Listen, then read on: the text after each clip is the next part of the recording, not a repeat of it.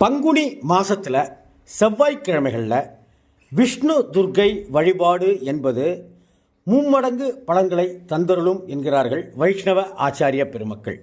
பொதுவாகவே செவ்வாய்க்கிழமையில் துர்க்கை வழிபாடு என்பதே சிறப்பானது தான்.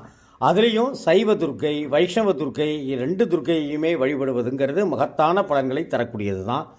குறிப்பாக பங்குனி மாதத்துலேயும் மாசி மாதத்துலேயும் வரக்கூடிய செவ்வாய்க்கிழமையும் வெள்ளிக்கிழமையும் மிகுந்த சாநித்தியம் கொண்டவளாக துர்க்கை காட்சி தருகிறாள் அப்படின்னு கோயில் பக்தர்கள் சொல்கிறாங்க.